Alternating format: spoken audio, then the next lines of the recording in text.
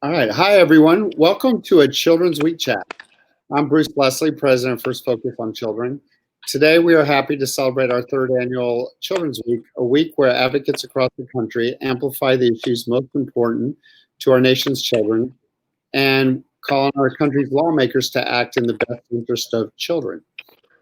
Today, we are really happy to welcome Congresswoman Abby Finkenauer from Iowa's 1st Congressional District. Congresswoman Finkenauer, thank you so much for joining us today. Well, thank you, Bruce. We're excited to be here virtually to get to talk about one of the most important topics and issues we're working on in Congress. No, we really appreciate it.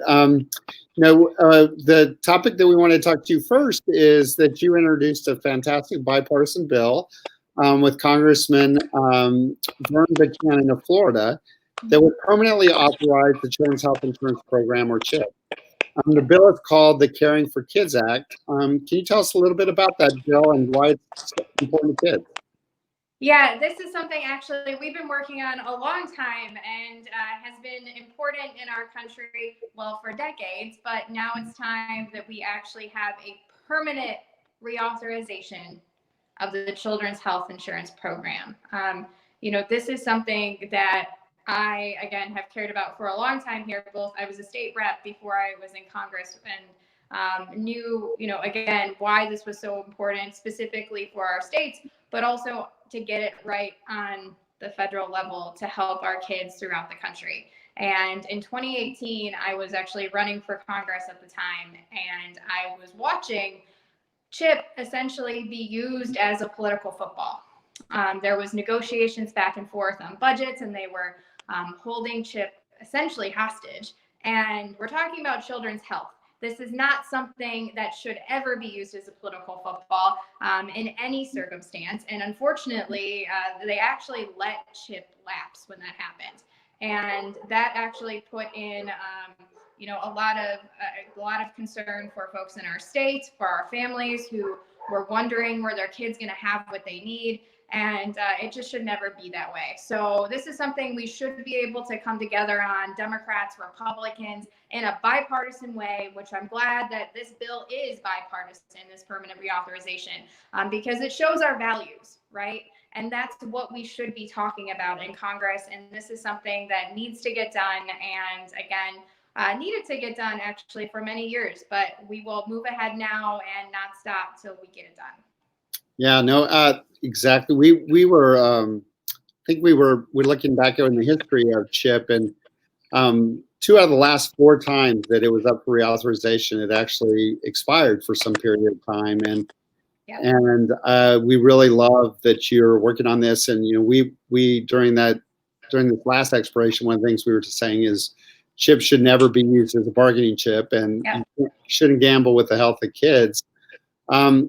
One thing I just want to ask you is like, why do you think that, every other federal program, Medicare is permanent, the Veterans Program is permanent, federal employees' health benefits are permanent. So why Medicaid as well? So why is it that it's really CHIP's like the only program that's sort of temporary, and why is it that we have such a hard time making kids a priority and in Congress? And there's amazing advocates like you for kids, but by and large, kids are often treated as an afterthought. Yeah, well, that was before we all got sworn in 2019.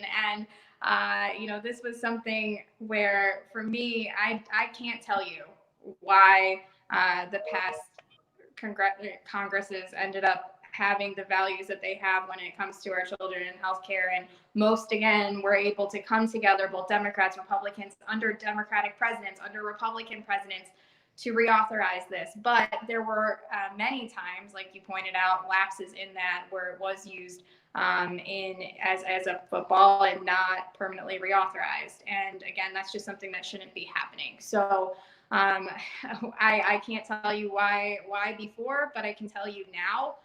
Our values and my colleagues, the folks that I'm working with, again, our children come first, and they're the future of our country. They're the future of the states that we live in. And My goodness, they deserve to have the right healthcare when we're talking about being able to go to the dentist, to go get eyeglasses if you need them, so that you're able to learn in school and do it well and not be at a disadvantage. I mean, this is just common sense things. And again, goes to our values of caring about your neighbors, stepping up when folks need you to.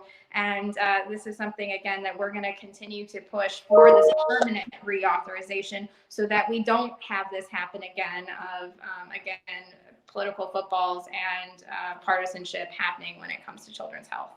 That's fantastic. One of the things that I know, this is your first term in Congress, but we do this thing. We do a scorecard where we look at how members of Congress are doing by kids, and we're seeing you rapid rising star for kids. And so just wanted to point out that not only are you really fantastic on children's health issues, but you've really weighed in on a number of other kids issues. So, would love to talk to you about, what are those other priorities you have for children, and, anything you want to talk about in terms of those issues. Yes. Childcare, not just affordability, but also access to high quality childcare. This is something that we've also been working on since I got sworn in. I actually chair a subcommittee. I'm one of the 18 freshmen that came in the 2019 session that has the honor to do that. And we have definitely used it to uplift issues that matter. And the subcommittee is actually called Rural Development, Agriculture, Trade, and Entrepreneurship. And so under the rural development piece of it, we really have tried to highlight how important it is that we have affordable, safe, great, high quality childcare, and that's accessible in all of our communities in our country. Because, I grew up here in Iowa, and I saw a lot of my friends actually move away after high school. Some of them went to college out of state, and now they're in their 30s or late 20s, and they're thinking about, wanting to come back home to Iowa, live next to mom and dad, raise their kids, and have the life that they had growing up here. But they're struggling for a number of reasons, whether it's job access for one, but also access to childcare and being able to move into a rural area where they grew up and have that access. And so we shouldn't have to have those disparities. And we've been bringing folks in from areas, not just in Iowa, but other places throughout the country to talk about this issue and the need for funding, the need to get this right. And again, it's not just affordability, it's also accessibility and the high quality piece of it, because our kids deserve that. So that's something we'll continue to work on and beat the drum on, because it is too important. It's a family issue. It's it's caring about our future, and it's also an economic issue as well, like I said. And there's just also many ways I think we can find common ground there to work across the aisle on this issue as well. That's great. What are you're such a great, you really see the whole child. You're such a great advocate for kids. What advice do you have for advocates out here who are trying to work with members of Congress? Like, what drove you to understand the issues and be such a great advocate for kids, and what kinds of things would you recommend we do to have other people join you in really working in Congress to improve the lives of kids who are our future? Yeah, well, first of all, thank you for having this conversation to hopefully uplift the issue even broader for members of Congress and for our communities as a whole, to talk to their members of Congress as well who care about this. I am a huge advocate, obviously, to get this program done, to make sure that our kids have what they need when it comes to healthcare, when it comes to education, when it comes to childcare. There's so much more work to be done. And when it comes to groups like yours, which thank you for all that you do and all of your advocacy, I think the biggest thing, whether it's childcare or any issue, is telling the member of Congress or policymakers, this also works on the state level as well, about personal stories, about folks within their communities that are impacted when a piece of legislation happens, or when it's installed, or what does that mean for real people in their communities. Because you can be shown data and numbers all day long. You can show a lawmaker whether it's pie graphs, whatever you want, right? That doesn't have as big of an impact as real stories and and making sure we make that personal connection. And I just think, again, it's something that we can actually move on here, especially when it comes to talking about our kids.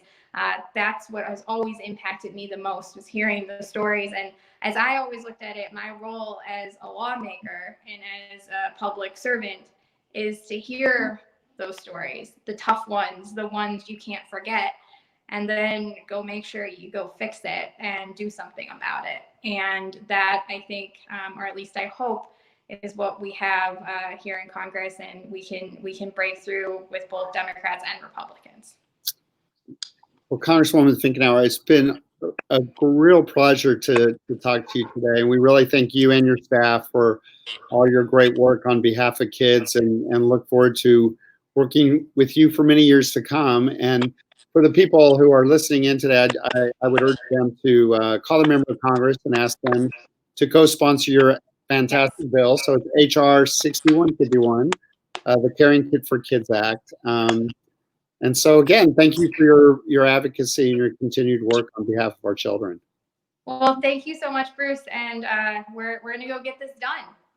Fantastic. We look forward to doing whatever we can to help you. So thank you. Yes. Thanks, Bruce. All right. Thank you.